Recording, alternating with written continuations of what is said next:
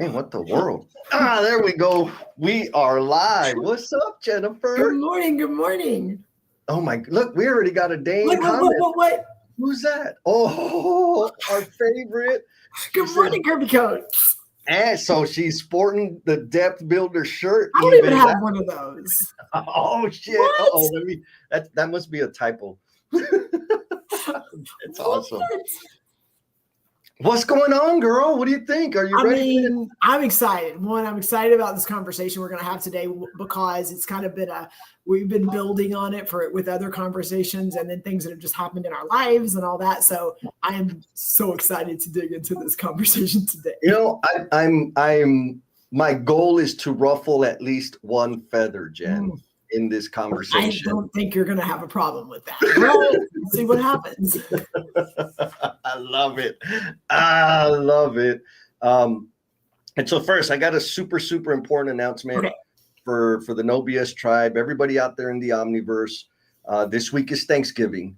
And so if you need help with your desserts and cornbread, I am available to support you in getting rid of those. So hit me up in the DMs. We'll work something out. I'm just that kind of a giving person, Jen. You know who I am. I'm all about. I know you're so willing to sacrifice. So we got this thing here, Jen, about red flags. What in the world? What is this? Well, we talk. I mean, people. I think in general, people have grown up like, oh, that's a red flag. That's a red flag. Like we've heard that. Whether it's like, be careful. Or like, hey, you know, that's something that people aren't aware of. And when they become aware of it, it's like that's someone that could, you know, hurt something or they could have a negative impact on things. So I think we've heard it that way. I think the way we're twisting it today and we're talking about it is like, do you know the red flags in your life that are sucking all the energy and all the air and all the things away from the spaces that are keeping you from growing and being who you're supposed to be? Boom. Yes. Okay. Yeah. No, I love it. And I mean, hopefully, folks, if you didn't catch that, like for real, the last conversation we had was about honoring yourself, right? And it's what kind of almost migrated to like this idea of boundaries. But really, it's about how do you protect yourself? How do you value yourself? And then it kind of started getting into this like, oh, wait a minute. There's types of, I'm going to say people, and I don't mean people, I mean behaviors. But when I think about the behaviors, there's always a freaking picture of somebody that represents that behavior to me. And so the red flags that we're talking about, like just to try to be PC, is about the behaviors that like suck the life out of you. And more importantly, I'm just gonna give it all away right now. The way I was able to come up with the labels that I have, right, these red flags, was by observing that behavior in myself. And I think, folks, there's something to think about as we go through this conversation is, do you have that behavior? Or more accurately, how much of that behavior do you demonstrate? Because for like, it's just a part of being human. And ultimately the idea is, how can we help you tribe members out there in the Omniverse put some labels and some parameters, and you can use your own labels because I got my own funny ones, so that you can keep an eye out for it and manage against that. And when I say, I'm not just talking about label, I'm talking about people, right? People have the behaviors, or maybe people are the vessel that these behaviors are carried in. And I know for a fact that when I limit my exposure to that, I'm a super happy guy. Yes. But when I am swimming in that, or more accurately, back in the day when I wasn't intentional or even cognizant of what it was, I was not a happy guy. Like, it was sucking the life out of me. Anyway, so we're going to go there. And Mr. Jim already said, oh, good morning. My feathers are already. Ruffles have ridges. And then, let's ruffle some more feather. Kirby says, I got 2 shirts and whatever. One. All right. So before we start ruffling these feathers, Jen, yes, let's do the housekeeping. Okay, a little bit of housekeeping. So those of you that are out there, and I hope I have some new people today because I had an event this week that I was able to do a webinar for California NAWIC. And so it was really cool. And I had a lot of people there. And I talked all about like, make sure to show up on Saturday morning. So if you're out there and I'm coming across your feed or you kind of tuned in and this is your first time ever seeing Jesse and I on the screen, or you've watched us in the past, but you haven't really engaged in the conversation, that's okay. We ask that you put a blue heart in the comments. Not a heavy lift, but a little blue heart, because it lets us know, one, you're a first-time tribe member, you're a first-time person, showing up in our feed, and we can recognize you and highlight you. But also, it allows our tribe to know that you're new so that they can connect with you and engage with your content and stuff like that. So if you're new, you've never seen us before, or you've been here, but you just kind of want to let us know you're there because we don't know unless you comment, put a blue heart, type blue heart in the comments, put a blue picture. We don't really care, but put that in the comments, and then we can recognize you and welcome you to our tribe. Yes. The blue heart is like the bat signal so that we know that you're down with the tribe and we can support each other. Oh, look, we got a blue heart. Who is that? Kale. Hello. Good morning. All right. So there you go. But also when you comment, it puts you in the randomizer, and that puts you in a bucket that we draw at the end of the show to have a 1 month free show up and see what it's like to emotional bungee jumpers and cultivation crew that Jesse and I lead with an amazing group of people. Yes, absolutely. And also, like, folks, this got pointed out to me the other day.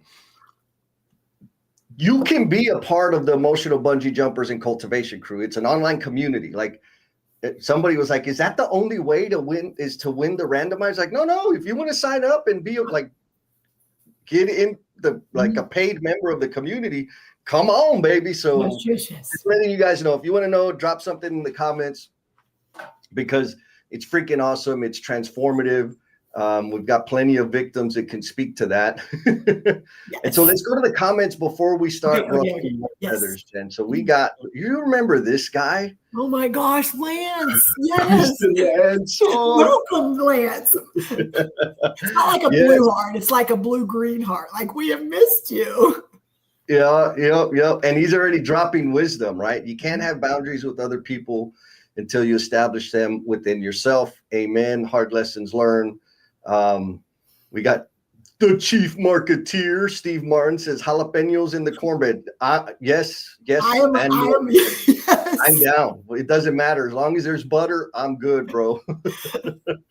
And then Mr. Craig Lair coming in from Panama City Beach. Mr. Craig. All right, Jen. So I think let's just slap some people with reality. Okay.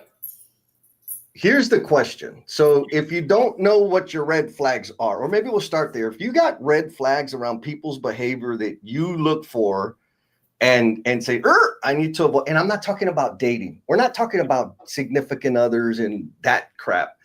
We're talking about like meaningful investments. Sorry, that wasn't nice. Talking about red flags like in the professional space. Like, what are the behaviors? If you got some already that you know, drop them in the comments so people can look out for them. If you don't, here is the question to be thinking about.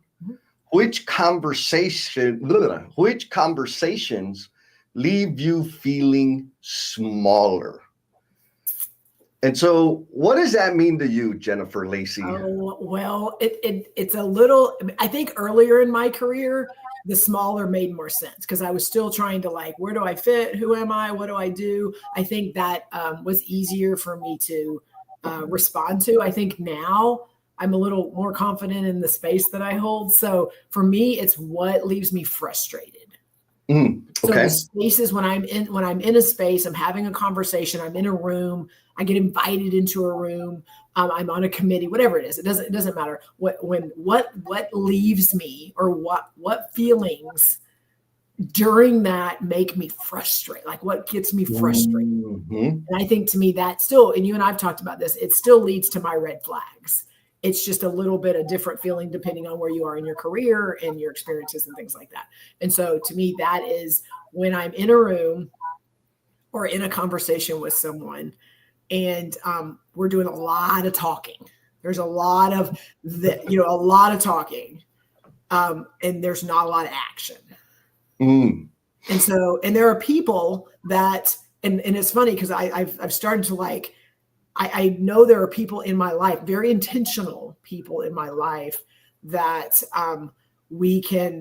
that are really good at coming up with ideas. There are people really good at getting things done. There are good people that are really good at listening. So there are people that have these superpowers, and there are also people that are not good at those things. And so, or they're really good at one thing, but they don't follow through. So there's all these people, and we're going to talk about a lot of that today, but the people that have ideas and nothing happens past the idea. Idea fairies. Yes, idea fairies. Those are the conversations that, again, it has to start there. Again, I work in a collaborative space, like a continuous improvement space. So we have to start with, what about this? How about this? Have you tried? Like, we have to start with that. So please, I'm not trying to diminish those conversations. I'm just one of those, okay, what's the action? What's next? What are we going to do? What are we going to try? And that, I've realized, is not where most people live, because they're just like, oh, wait a minute. We got to create, what's the agenda? What's our next meeting? And we got to think through this. And is it going to work? And what, all the things. And I'm just like, let's just try something and see. And that is not where a lot of people live. Yes. Okay. So we're going to get into idea fairies before we go there, because I'm with you. It's not like you got to have ideas. You got to have creative energy and flow and all those other things. But for me, there's some very clear distinguishing factors between ideating and an idea fairy, which we'll talk about.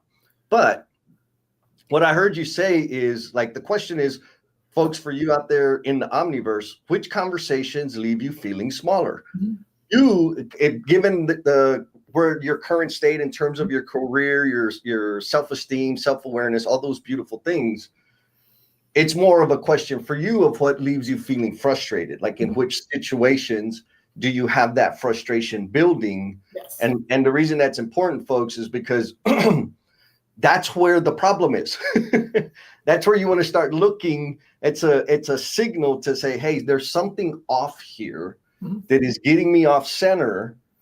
And I need to look at it so that I don't continue to put myself in these situations, or so that I can better manage myself in these situations. Either way you want to look at it. How does that make sense? That's exactly it. And I want to give a little also, and another note is to this question specifically. Earlier in my career, those of you that are maybe, you're still figuring things out. The one thing that I do remember is having conversations, and when I got off the phone or I got done with the meeting, I felt like I just went through an emotional beating.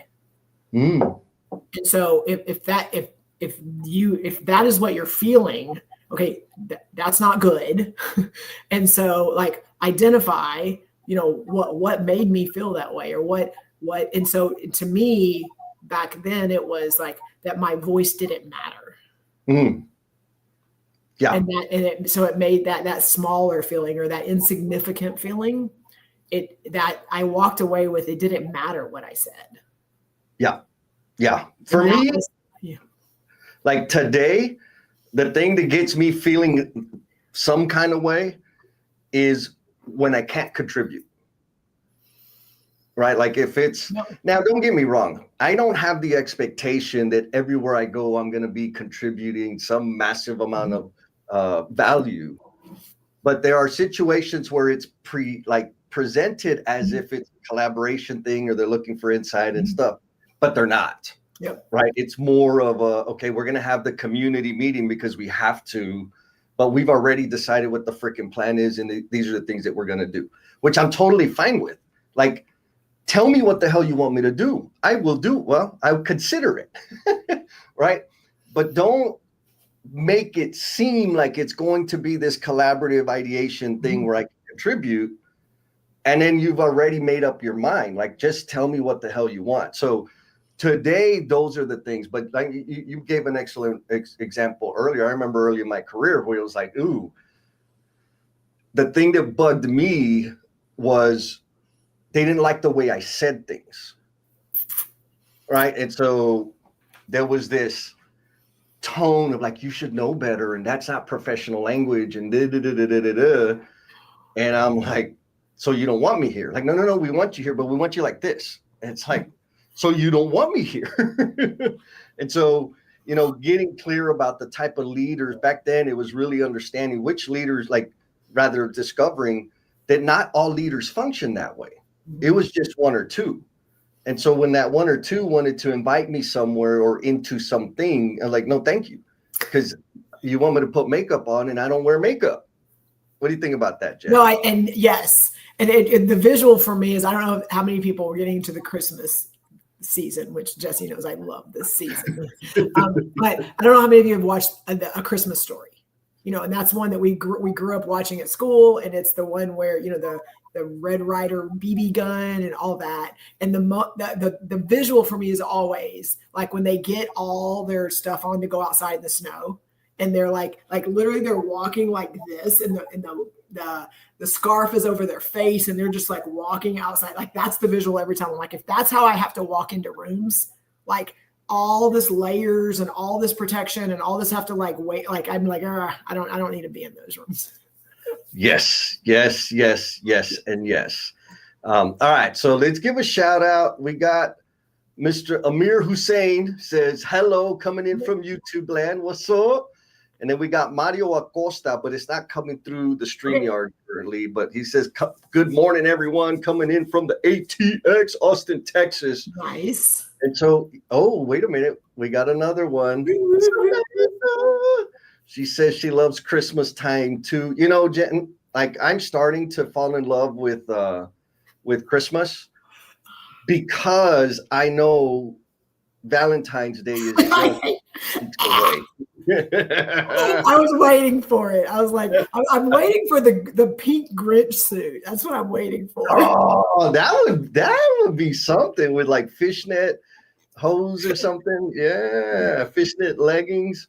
So again, going back to the question, I know we haven't got a lot of people adding, but which conversations, and there's no wrong answer here, which conversations leave you feeling smaller, less than? Because we have to start somewhere. We have to start with, okay, and Jesse, I want to challenge you, because you and I have had this conversation, is the things that frustrate you, the things that make you like go, or like you said, I want to contribute. If I can't contribute, then, you know, is there value in me being here? Like you said this at the beginning of the show, like a lot of the things that now, as we've grown and developed a little bit, frustrate us and make us feel less than, are very close to things that we did. Yes. In spaces that we navigated through it, figured it out. Right now, some of you are in spaces right now that you could start looking at what frustrates me, and do I go into spaces and do that? Yes. So thoughts on that? 100%. Like I'll start with Idea Fairy, since we already like opened the can on Idea Fairies, right? After we talk about the pink drink and fishnet. I love you, Kirby Coach. She says it sounds like an Idea Fairy. Let's see the action. Woo-hoo. I love it. Okay, so we talked about Idea Fairies. I mean, we opened the door on Idea Fairies, and I think the deal is this. It's not about having ideas. For me, an Idea Fairy is somebody that comes and sprinkles their little ideas with the expectation that everybody else is going to bring it to life. Or more accurately, that they are going to invest zero sweat equity into making that thing a reality. For me, that's an Idea Fairy. Now, some people might be thinking, well, that's what CEOs and executives do. Sure, And they also allocate resources to when they allocate resources to make it happen, that kind of gets them out of the idea fairy thing. But just the same, and this is like it transcends roles and seniority. But idea fairies, they have an idea and they get frustrated and sad and irritated because nobody listens to me. I told them what the problem was. I told them how we could fix it, and they just don't want to improve.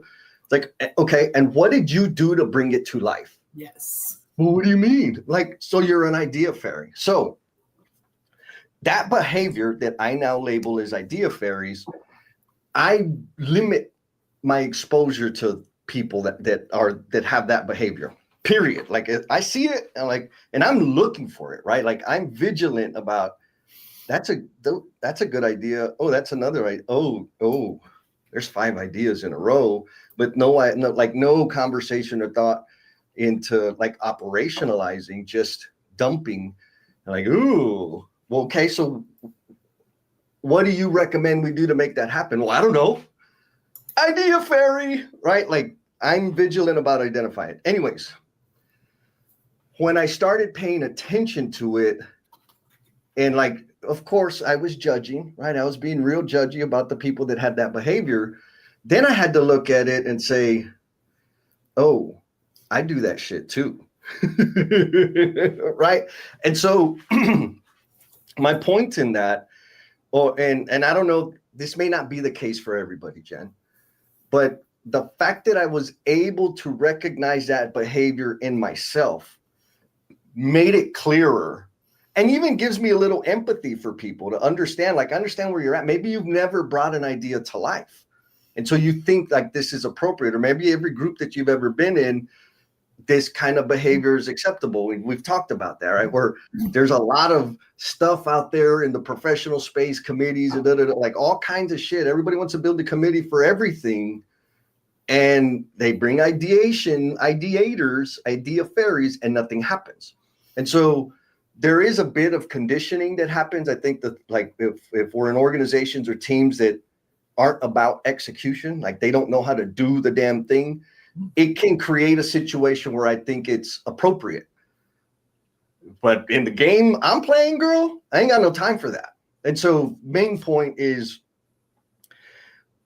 those behaviors that frustrate you and irritate you, my recommendation is look inward to see how often or how much of that behavior do you have. Not to judge yourself and make you perfect, right? Because you're not going to be as perfect as me. That's hard. But so that you can get a frame around it and have a real clear understanding, so it's super, super obvious when it comes up in the future. Is that helpful, Jen? Yes, it does. And I want to add that we have a lot of very high performing people that come and tune into our conversations. Yes. And they are in positions where they're probably in rooms where maybe they have some of that authority to be able to give, support and things like that. And I had a conversation this week because I was frustrated with something, and I was voicing it to like that. Hey, we're just talking. We're just talking. We're not getting stuff done. And the person that I was talking to said, well, Jennifer, are there clear roles and responsibilities of the expectations? Mm. And for me, that falls not just on the people in the room that, well, why do you just have ideas, but you have no action? Why, yes, we can call them on that. And we can say, you're just an idea fairy. Are there clear roles and responsibilities and expectations of the people that are in that space? And that falls on us. Like, I feel like sometimes that falls on us. Now, again, if they show up and they don't, and they're unsure, and then we can call them out and go, oh, you just do this. Like, some of that is a little bit of self-reflection on, okay, is it mine? Am I in a space to where I'm getting frustrated, I'm getting agitated, like Sam said, at things, but are the people that got invited in clear on why they're there? Oh, there's a lot to go there, to dive into there. Now, I want to like articulate the way I attempt to get clear about what the expectations are, and you tell me how clear that is. Okay. So when I'm kind of like organizing or leading a group, I'll be like like a committee. I want to be like a formal committee. and we're planning an event and I am super clear. Like, okay, we're going to have this meeting because here's the framework. Here's the thing we're going to do. We want idea. If you got any ideas, right now is the time to bring them. Yes. And know that whatever idea you bring to the table, it is yours to bring to life and carry across the finish line. And and on the calendar, the timeline of the thing, at this point, it's just as an example, 60 days before the event, keep your ideas to your damn self, or just don't get your feelings hurt, because we got to make stuff happen. We don't have time for ideas unless they're solving a problem. If they're bringing in something new, we don't want to hear it. What do you think? Is that clear? Is that no? reasonable? It's clear, and I love that you clarified that, because Jesse, you and we talk a lot. Mm-hmm. And when we talk, I'm just going to tell y'all, like, ideas are plentiful when we are talking. Like, it's this, and what about this? And I'm thinking about this, and we're going back and forth. So we're not knocking or saying that you don't have space where you're just throwing everything on the wall. And we both have been in spaces where that's very valuable. So we're not knocking that. We're trying to be intentional on, like, identify that's what we're doing. Is bring the ideas. We, like, right now, like Jesse said, bring the ideas that you kind of know how we can make this happen, but bring the ideas. And then once we start moving and we're taking action, which is that's one all in itself is the idea to action. But once we start taking action and we're moving, if all that you're still contributing is, oh, but what about this? Oh, have you thought about this? Oh, well, I know we're doing this, but like that's still ideating at the point where we're not ideating anymore. Right. And a lot of the space we live in, a lot of the PDCA is, and Jesse and I do this a lot, is right now it's let's start something, let's do something. It could fail. It could be so horrible, not what we needed. But unless we start doing something, we don't know that. And all the talking and hypotheticals and all the what ifs, that happens in rooms where there's just idea fairies that nothing ever comes to fruition. And so, like, do something, and then let's see it through, and then we stop and we evaluate. Did it work? Did it not work? Are we just floundering right now? And if we are, okay, we stop and we reassess and we start looking at things like there's a very simple structure that still allows there to be progress, because learning and retrospectives and next steps and continuous improvement are progress. Yes. Sometimes we forget, like, it doesn't need to be perfect and we don't need to have everything figured out. We've got to be taking steps in some direction. Yes. Action. Yes. So Steve Martin says, easy red flag warning to catch when facilitating during ideation. And I think this is a gangster, like, OG tip here. People who use he, she, or they rather than I or. Ooh, that's so good. Oh, like we hide behind it, right? Like, well, if he said, like, who? Who is they? Who is they? That should be one of your huge facilitation questions. And Adam's done that too with us. It's like, who is they? Who is they? Yes. And make them have to define that, because sometimes there's not anybody back there. Yeah, and like for me, they are the voices between my ears. That's who they is. It's just me telling myself that. Now, Samantha asks, but what if I'm a productive procrastinator and my best ideas come at the 11th hour? So I'm going to answer that two ways. Like, if you're on my committee, I'm going to hurt your feelings. The other way I'll answer that is when your ideas come at the 11th hour and you've taken steps to materialize it, like, I can't turn that down. Right.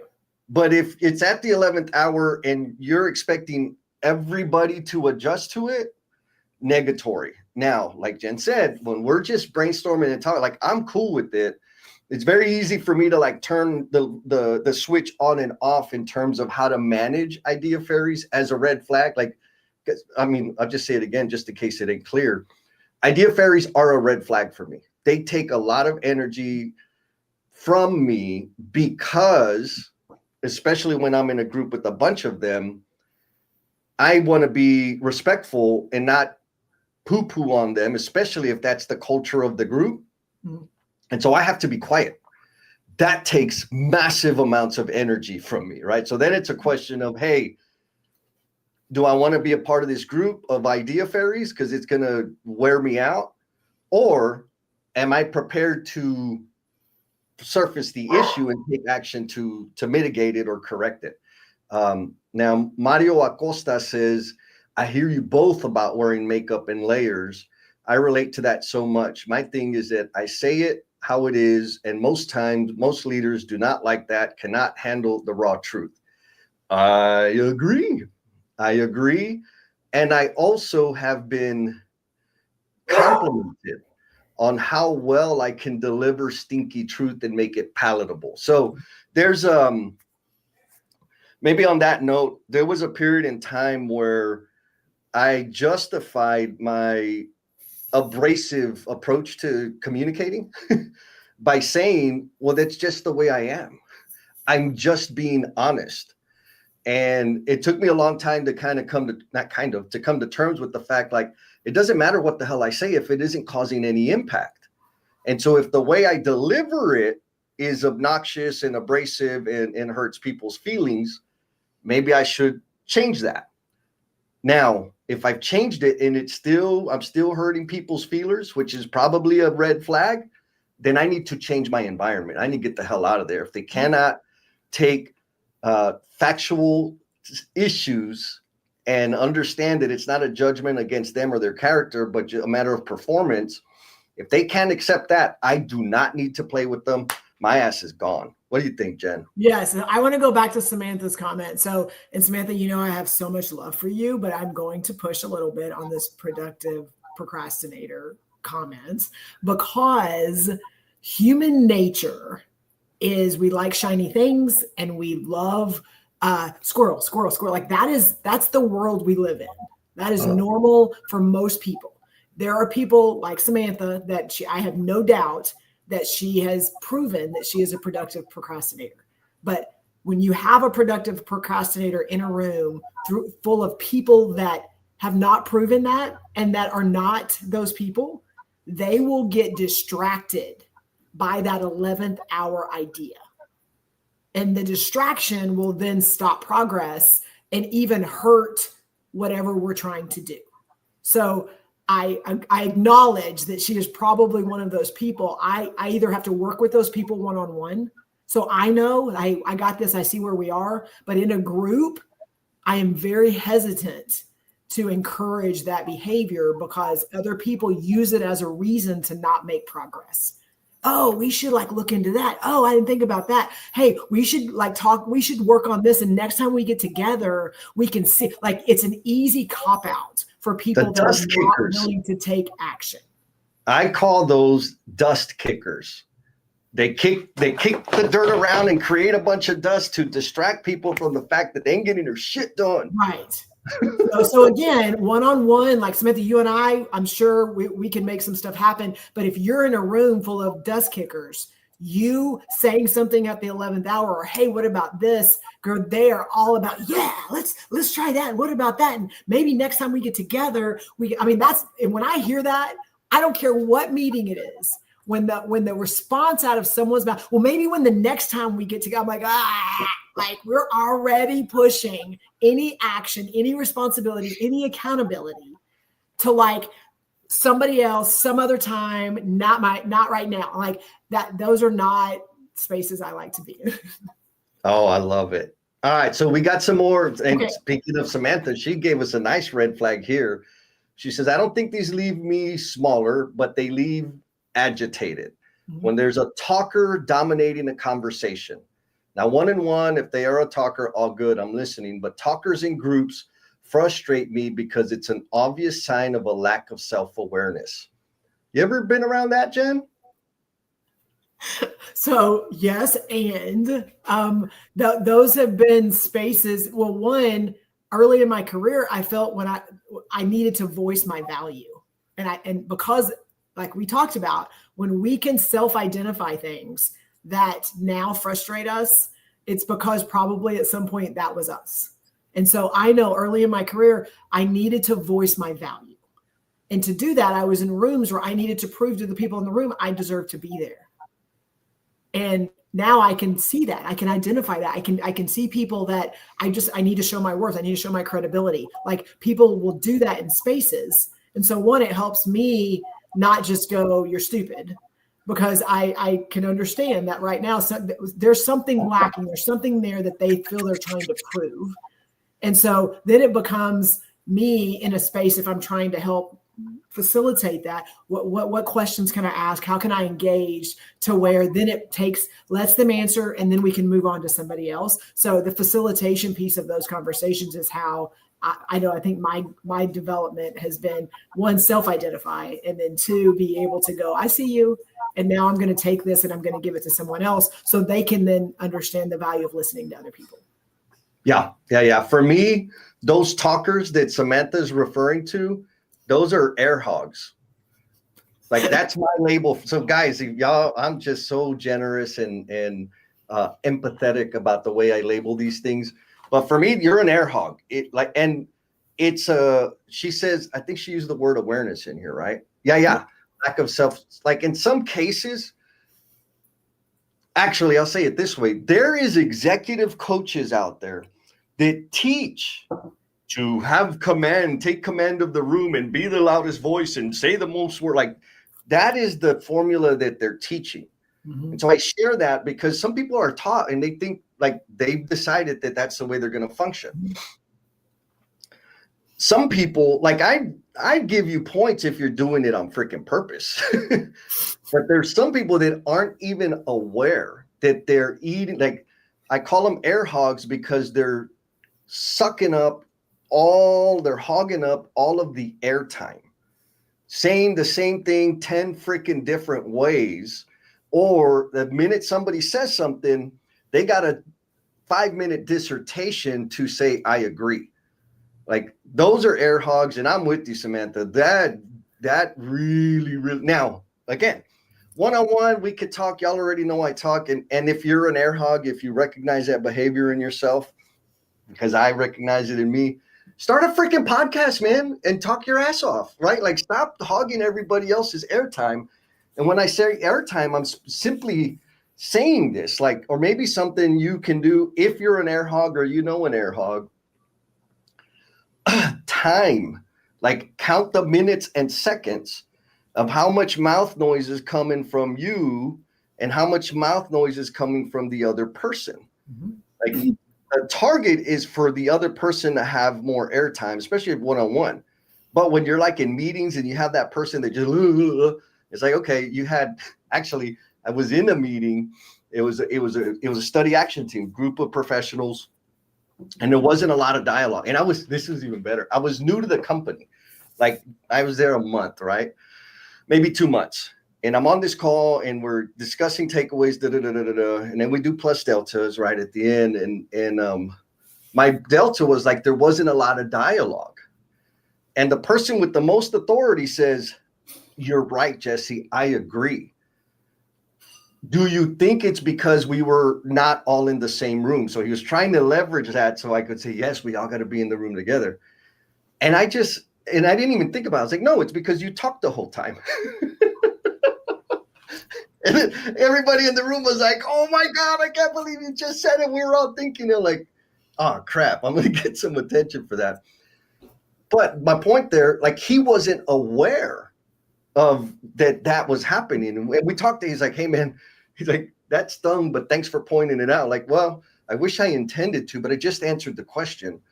And so we started, he's like, man, I don't want to do that. I want to hear the rest of the group. I think that would be fantastic. What should I do? I was like, man, just pay attention to how much time other people are talking. Like, even if it's quiet, just let it be quiet because they're happy to let you do it. And then they're going to complain because you're doing it. So in his case, I give him some flexibility, but yeah, air hogs drive me nuts. Like okay, here we go. He's going to go preach. Unless it's me, then it's okay. Right, Jen? Yes. Right. Okay. So right. I have a point. I have a cheat code, and I'm going to ask you to share a story. Come on, really quick. So number one is the awareness, and I want to call because a lot of people here are not the ones sitting. They're a lot of times the one leading the room, like you were on that call. So the awareness, not just of that's an air hog, the awareness of the people not talking. Oh yeah. So are you not just aware, let's red flag, but also are you aware, are you paying attention to the people that probably have contribution, have things that, and they're not speaking, or they're waiting? Are you being aware of that? Because to me, yes, we're talking about the people that suck the life out of the room. We're also trying to identify the people we want to be around and the people that bring value to the spaces that we're in. And so to me, the cheat code, and I know this from experience, the cheat code is if you're invited into a room and you're like, oh yeah, I'm here because they want to know what I have to say. Go to the meeting and don't say anything.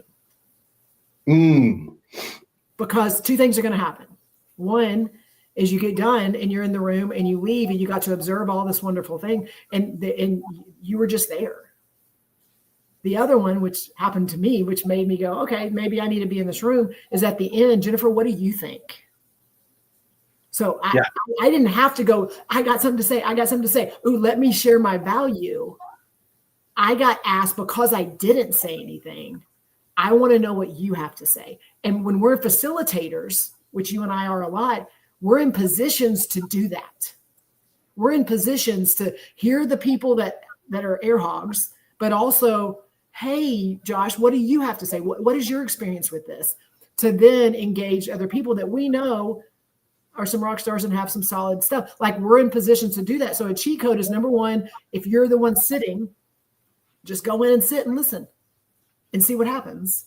And if you're facilitating, it is your responsibility also to help facilitate that room and not let those things take over. So that those are just things I want people to think about. I want to also, Jesse, and I know we've told this story, but I think it's important, is you and I were about to hit complete. Oh my God. We've been doing this for so long, but even prior to that, we got together, we did live streams, you wrote a book, and then we launched No BS, and we're about to hit like our 4-year mark or something. It's just crazy. But like our paths crossed, but it wasn't an intentional, we got a plan and we're going to do this together. You reached out. So that was kind of like part of like that facilitation of bringing those people in that you've observed something different. Can you just really quick, like what made you, or how, that process of you going, hey, Jennifer, maybe we should do something together. Yeah. I'll like tighten it up to like the when I knew like, okay, I had the idea, I was kind of watching, I was like, oh yeah, I'm going to pull the trigger. We were on a live stream. And it was a live stream with a bunch, it was, I don't know, a dozen people, very influential, very accomplished peers of ours. Mm-hmm. And there was something that I used to do but it was one of those red flags, right? They're wrestlers. They need to have the spotlight, right? They need the airtime. And so I'm watching, because that's what I do. I like to watch everybody, and they're over talking each other. They're wrestling to get the last word in and make a point and polish up the point and say it again and restate their, like, it was all this freaking, I'm like, oh God, like, we see it everywhere, guys. Like, that's the point. Red flag behavior. So I'm watching them, and you didn't do that. And that's when I said, I'm going to call her with this idea I have about the 5S love letters, because that's like, I mean, folks out there in the Omniverse, if you're new, or if you've been here, like OG, Jim's been here since freaking day one. I knew that I wasn't going to have to compete for attention with you. And not because I love attention. Shit, I got a podcast. I can cultivate my own attention. But it provides a better experience for everybody else, for like the viewers and people who are listening and watching. If we're not like we can dance, we're not wrestling. Yes. And what I saw on that live stream is a bunch of people wrestling, and they were all people that like were kind of on my list. Like, maybe I'd do this with them. And I'm like, ooh, we'll be wrestling all the time. We'll be like, I don't need that energy. That's exhausting for me. You held your composure. You contributed when it was something that was really, really important to you or to the conversation. And then you were just happy to sit back and not pissy about it, right? Like, it wasn't just that you were good at being quiet. you were also not pissy about it. It's just like, okay, this is how people behave. And I was like, ooh, I can roll with that. Let me call her and see how that goes. So is that the story you're looking for? Yeah, it is. And it was just, and even then, Jesse, as much as you watch that, we still had to dance and figure out some things, even as we were starting to do things ourselves, as we were getting acclimated to each other. But the signal for you, like as much as the red flags were there, I don't want to just focus on red flags because, again, our lives are amazing. We have a lot of amazing things happening because we identify and know the red flags, but also the green flags, and also the ones that like are, I need to lean into that, or I need to reach out. I see that person there, like make the phone call, make the connection, because you're like, oh, that could be, I mean, this was you just like, let me call her. Like and we say this all, like our first conversation where Jesse's like, hey, can we get on a phone call? 3 hours. Like the first time we ever like had conversation together. And like, you could have just not done that. You could have just gone, oh, that's a cool person and I want to connect with them. And maybe, you know, I'm just going to follow her content, which was amazing. Jesse, if you didn't reach out, like what would the last 4 years look like? What would the last 5 years look like for us and what we've been able to do? Because you were like, oh, that I want to lean into that. Yeah. And I take my approach to like figuring out what the hell I want and need is by first identifying what I don't want and what I don't need, right? And so, and I'm sharing that with the tribe because there's two ways. It depends on how you think and function, right? Like for me, when I'm talking to people, they want coach, like, man, I'm not sure what I want to do. It's like, okay, what do you hate doing? Like, well, why aren't we talking about what I want to do? Like, you don't know what you want to do. So let's start with what you hate. So don't do that shit, right? Like, let's get clear about what you don't like. And then you'll start having a list of things that you think you like. Okay, go do them and find out whether you like them or not. And then you're going to find one that you love and then do that, right? Like it's process of elimination. Whereas other approaches are like, let's set a strategy and a target and an aspirational idea. And that's good. That's not the way I function personally. I need to know what are the freaking problems? What do I not want in my space? And I love it. Steve Martin, I'm going to steal this one. Sales and finance, #pod hogs, sucking the life from teams, one great idea at a time. I like that. Pod hogs, like especially like in a group conversation where they're just pod hogs. I'm stealing that one. Thank you, Steve. So I want to make sure I don't ignore our new blue heart for the day. Kale Hellman says, yes, I don't, big one, right? I don't often feel small, but the thing that really frustrates me or makes a particular environment feel hopeless, oh, I love that, is a lack of intentionally being real with each other. I don't mean to aggressively speak whatever is on your mind in whatever way you want, in whatever tone you want, but rather in a intentional effort to allow others to see who we really are, to speak about realities in business and life and how those realities actually affect each other. Do you have a label for, like, I got a couple labels. I want to say you're in the right spot. I'm just going to tell you, number one, I want to acknowledge that you are in the right space saying that exact comment, because we have identified those that are water skiers and that like to stay on the surface and that don't want to get too vulnerable and too emotional and too personal. And they just kind of like to skim the surface, show up, but they're not willing to go deep. They're not willing to take a deep dive into some of these conversations. So we love people that just kind of show up, but we also know that the reason we are still here, Josie, I don't even know how, we are still here almost 4 full years later, is because that is not the space we play in. Yes. So that was awesome. Now, what my label for that, I kind of bounce back and forth between two labels. One is I call them pretenders. Mm-hmm. The other is posers, right? Now, posers kind of gives away how old I am. But it's like, man, you're trying so damn hard to be polite. And I know you hate me. Like, it's okay to hate me. You've done this game with me, right? No, yes, but, yes, and, like, yes, and, like, come on. Like, if it's a freaking no, just say no. Yes. If you think it's stupid, say it's a stupid idea, right? Like, I am now mature enough or resilient enough to understand that the critique is about the idea or the thought, not as a human being, right? No. Now, do I feel it in the moment? Like, yeah, motherfucker, what are you saying? But like, I don't like, oh, they don't mean it that way. And if they do, they need to say that, right? Like, say it to my face, fool. Mm-hmm. But for me, that type of behavior is like, and you know, now in the work that I do, coaching teams and stuff, I am very, again, vigilant about identifying it so that I can talk with the decision makers and say, hey, man, this thing over here, you got a bunch of pretenders and you got a bunch of bobbleheads. Pretenders, people are trying to be overly polite and gracious and PC, so much so that nobody is saying a damn thing. Like there is no meaning in that meeting, that conversation. It's unclear about what the hell's going on. The other bobbleheads are and this is like on your big room rules, like no bobbleheads. Like talk about that, Jesse. So I only have one big room rule, and it is no bobbleheads. Mm-hmm.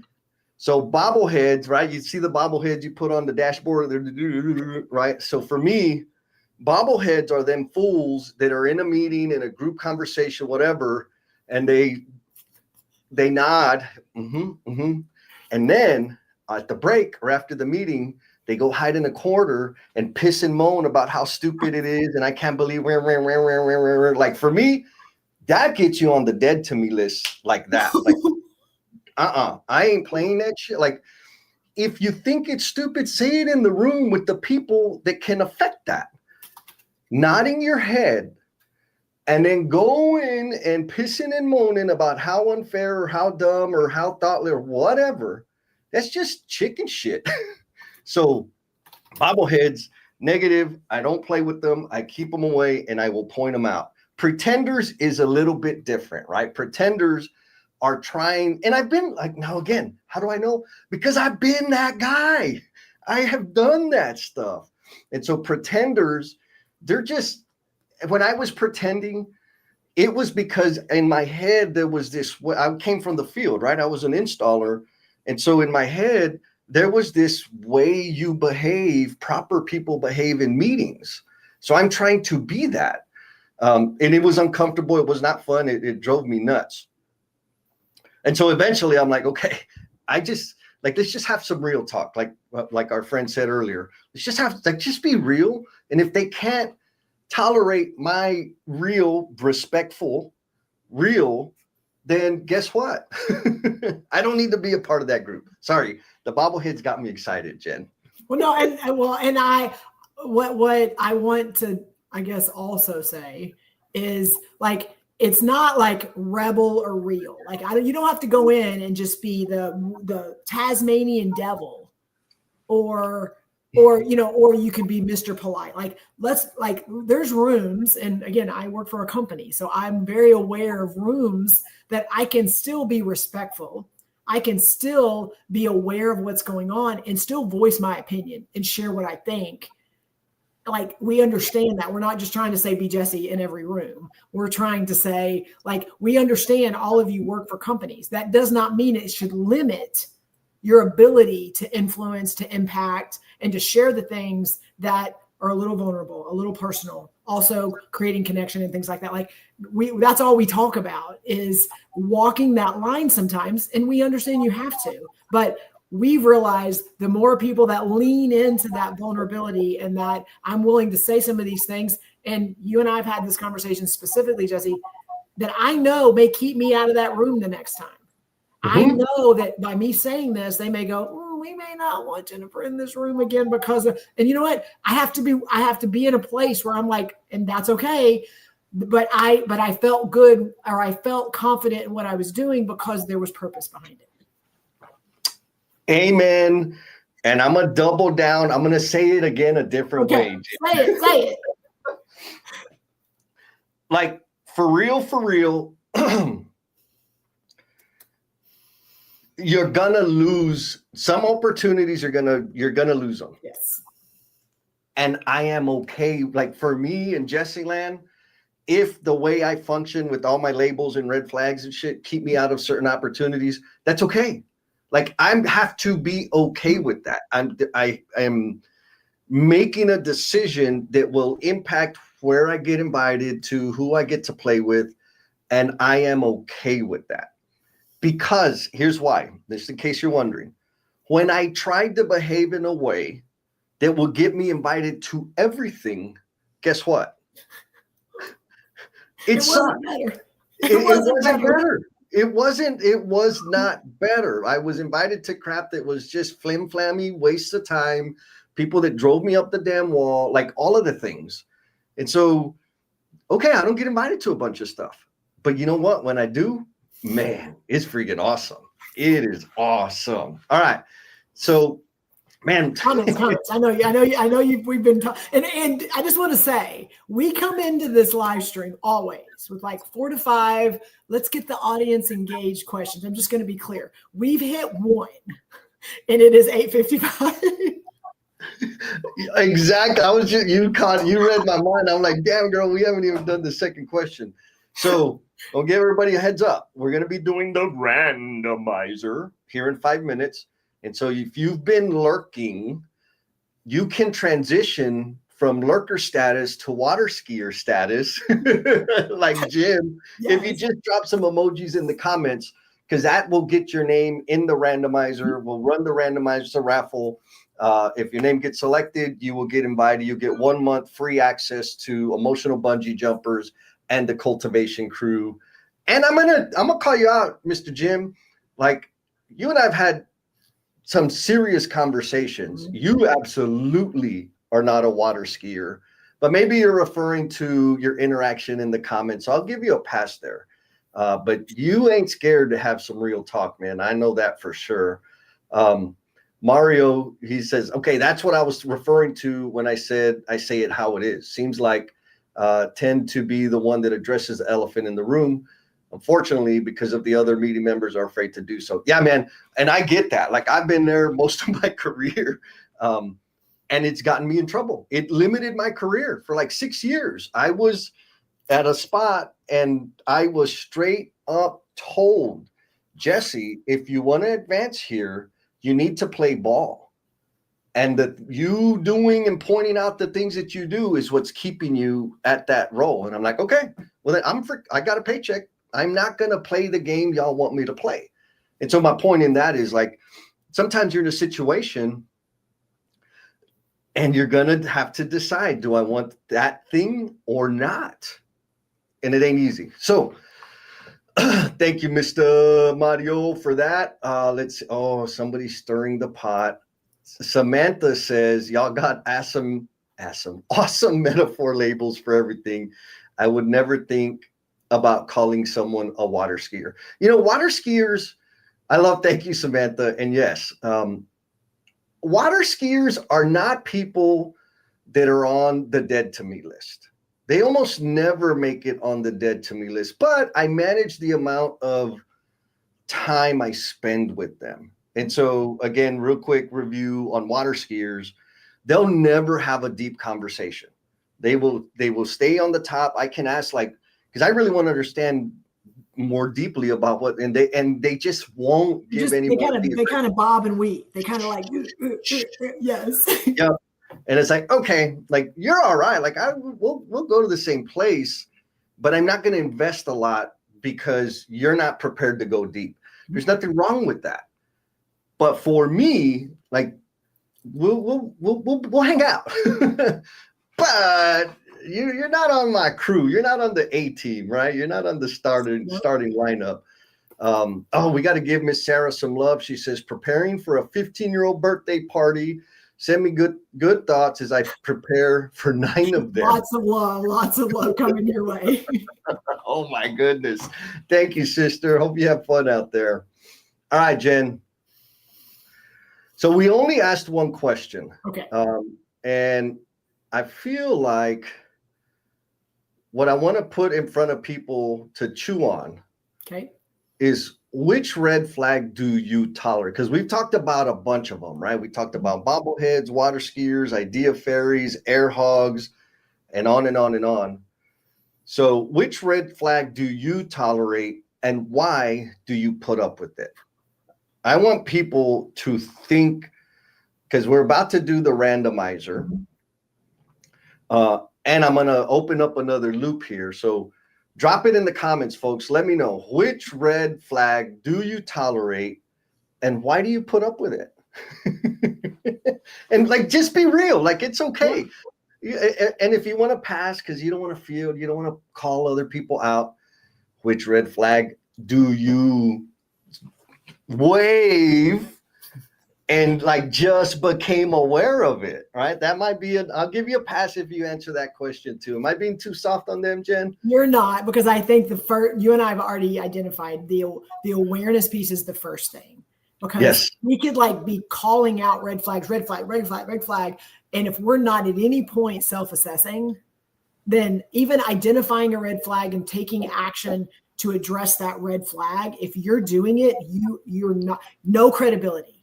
Nothing, like, it doesn't matter if I am trying to do something to help a red flag if I do it. So to me, self-awareness is the number one. You have to start with self-awareness, but you sometimes don't realize you're doing it until you start identifying. So like, oh, I see that. Oh, I need to think about that. So no, that's not a pass. I think it's the first step sometimes in understanding what it is, so that then you can like go, oh, I do that. I do that too. Yes. And it's okay. Like, no, John, we've all of these things that I label, I still do them. Just not like I really, really looking for them. And when I do them, it's like, okay, why did I do that? I need to, except for the bobblehead bullshit. Like, I'm going to piss and moan after I let you know that I think it's stupid, right? Like, I'm not just going to piss and moan. You're going to know about it. And then I'll gossip about it. We didn't even talk about this one. I know. Lance, solutionizers. I can get a nugget if I filter out the bullshit. Oh, so we're going to do the randomizer, guys, and then we're going to come back and talk about solutionizers. Lance, thank you for the reminder. Damn. Mario says the water skier tolerates the water skiers. There's like, they don't do damage. Water skiers, I don't think they do damage, but they exhaust my energy. Yes. And so why would I expand my energy on mediocre interactions when I can save it to have badass, meaningful interactions? That's how I think about managing the water skiers. Oh my God, there's more questions. No, and Samantha's comment is like solid based on what you just said. Is there a label for water skier advice? I have found there are people who have basic surface level advice for some things, but they think it's profound. Ooh, I tolerate it at times because they just aren't ready for the real advice yet. Does that make sense? I think it does. What I'm getting from this, Samantha, is there a label for like giving soft advice, or maybe this is a question. Are you talking about giving like soft cushioned up advice or getting like weak sauce advice? What did you get from that, Jen? That to me, it was the weak sauce advice, because they're not direct. One, they don't know how to give feedback. One, they're worried about hurting feelings. Like that to me, and you and I have some great examples of just like how to ease into that, but that's personal. Like that's how we can help each other. When you are with somebody that's like, oh, this, da-da-da-da-da, and you're like, I mean, okay. I think the only response to those people is thank you. Like that's to me the only thing you can say in those situations if you're not trying to help them grow. So if it's a coaching opportunity, like that's different. But if it's someone that just kind of comes in and drops some things and then leaves, like thank you, I appreciate that. And that's to me how I respond to those. Yeah. Well, I'll respond when we get into the solutionizers and solution sharing, because I think it's maybe like the baby cousin of that type of behavior. Ooh, we got somebody that just did a comment right before the solutionizers, and I haven't seen right before the randomizer. So good job, Luke. Mr. Luke coming in. He says water skier is the easiest to work. I agree. Like it's not bad. You can deal with it. Thank you, bro, and you came in just in time because we're fixing to do the randomizer. So let me press present here. Man, I can't believe well, I guess I can believe we didn't even get through question number 2. All right, here we go, folks. Reminder, if your name gets selected, you're going to get free entry into Emotional Bungee Jumpers and Cultivation Crew for a month. Here we go. Oh, look at all those smiling faces on there.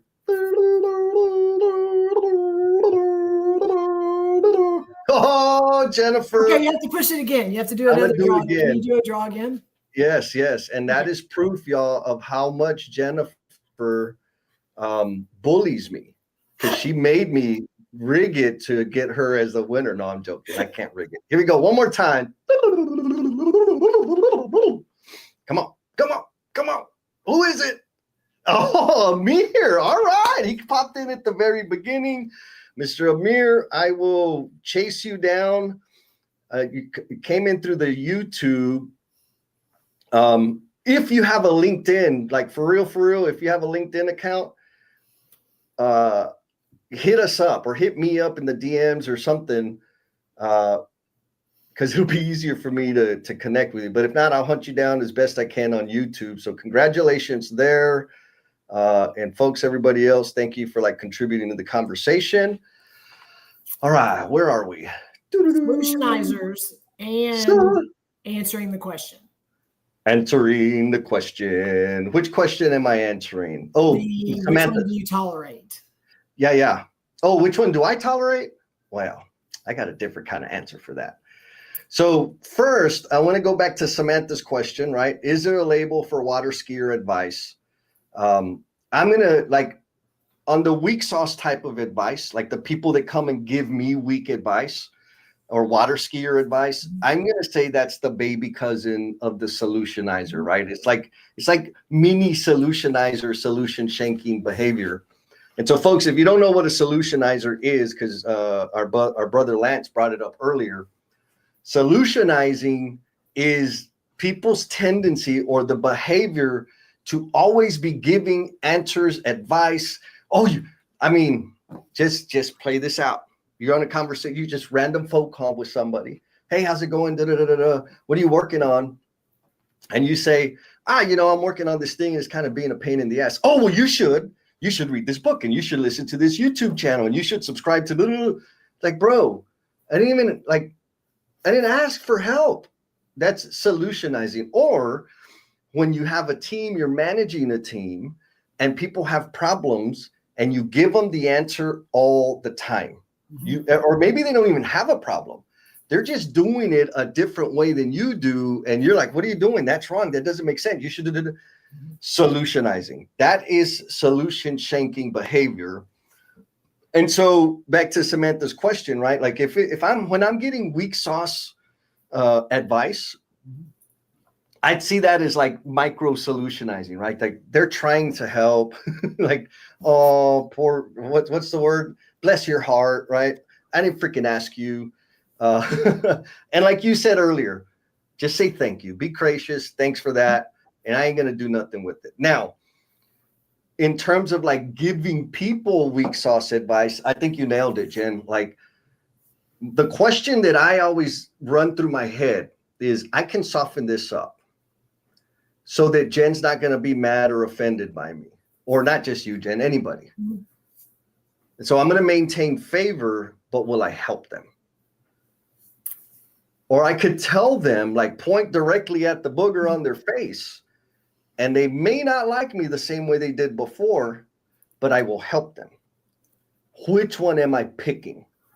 I'm going to pick to help, right? Like, and I'll say it, in the appropriate tone, like as gingerly as possible, but like for real, it's a practice. It takes a lot of practice and effort to get there. Well, I want to, like, Jesse's not giving you his cheat code, but I'm going to tell you what his cheat code is with me, because it is next level, and it like doesn't soften it up, but like to get people to give you permission, do what Jesse does. I got some stinky advice. Do you want to hear it? That is how Jesse, like, it's whatever you want to call it, soften it up. He says that to me beforehand. So number one, I can go, I don't want my feelings hurt. I don't want to hear this. And then Jesse says, no problem. But then I'm missing out on what the heck he has to say. So by him saying, I got some stinky advice, I got some advice you may not like, do you want to hear it? I have now given him permission to tell me straight up, direct, maybe I may not like it. And like, I'm telling you, it's like gangster level. Like when someone does that, like then you get to decide. I can go, well, I'm not ready for all that directness. You can make that decision, or they can make that decision.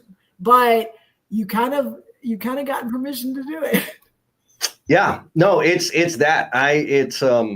There's a couple ways I do that, right? It's like, can I share an observation? Yep. Or I've got something for you. It's going to stink a little bit. Do you want to hear it? Because I want to get permission, right? I want to make sure that you're prepared to, and maybe you don't, right? Like there's been times like, no, I'm good. Like, okay, cool. So that it has impact. Otherwise I'm just wasting my freaking breath. And I may be way off base. Like that's one of the things that drives me nuts with the solutionizers and the weak sauce advisors is they don't even verify that I want help. And then they're going to go pat themselves on the back and beat their shoulders of like, oh, I was coaching Jesse and I gave him a recommendation. I don't know why you didn't do it. Well, jackass, I never asked for it. And you did nothing to verify or vet whether I was interested or ready to receive it. Maybe I did need it. But you did a weak ass job on vetting, cultivating, tilling the ground so that I could receive this awesome, beautiful, wonderful crap that you just dropped on my plate. Can you tell that I feel some kind of way about it, Jen? Yes, I think that's a whole nother metaphor is the dropping of oh yeah, seagulls. I think the seagulls. Yeah, the hot bag of poo droppers. 100%. All right, folks, I just dropped the link to the after party and all the things. So if you want to continue, what is the after party for those that have never been there? So the after party, you don't have to have a video on or the camera on. It's just a conversation so we can hear directly from you what you got out of the conversation. What should we talk about? And like for real, the after party, the conversation and like the spirit of that conversation is what informs the topic of the next live stream. So if you want to contribute to that, please. And more importantly, it's just another way for us to continue supporting each other and contributing to each other's growth. Once we stop blabbing our mouth up here, we'll need like a little 5-minute break and then we'll go to the after party. The link's in the comments. Hit the link, be there so we can talk and share and catch up. And again, cornbread with or without jalapenos and desserts. I have a service, a removal service for Thanksgiving that I can help you with, and I'll give you more details. You can market that, Jesse. You can market that. Like if you need somebody to come in and do some demo, I got you. Yes. Oh, I gotta make an ad for that shit. Hell yeah. All right, Jen. So you got closing. We got 2 minutes. Yes. Closing thought for the group. So my closing thought is actually answering the question. Okay. The red flag question on like, what do I tolerate? And so I just want to disclaimer. I'm going to say, I feel like you're in the same boat, but I'm going to let you say, like, I don't have everything figured out.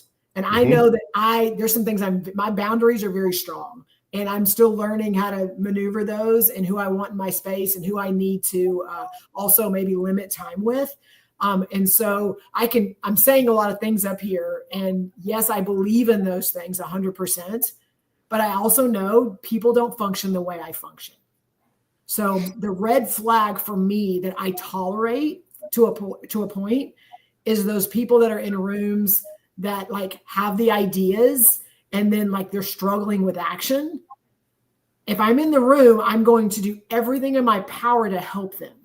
Mm-hmm. But there's a point where I'm like, okay, they don't want help or they don't want to grow or this is not something that is important to them.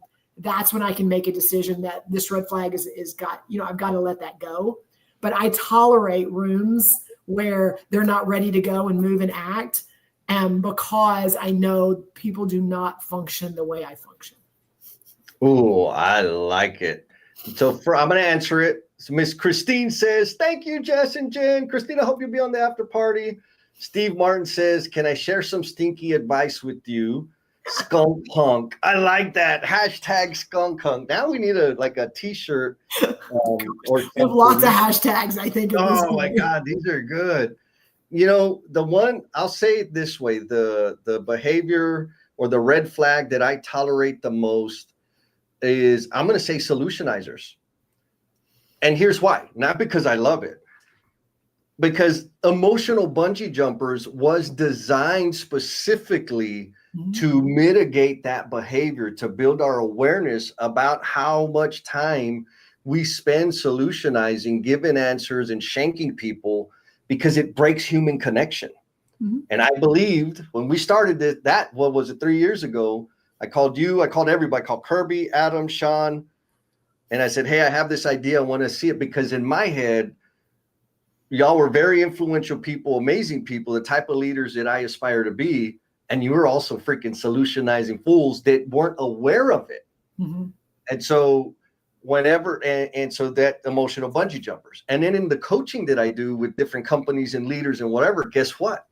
There are some solution shanking fools. And so I'm tolerated because I want to same thing like you said with the idea fairs, you want to help them. And so I want to help people with that.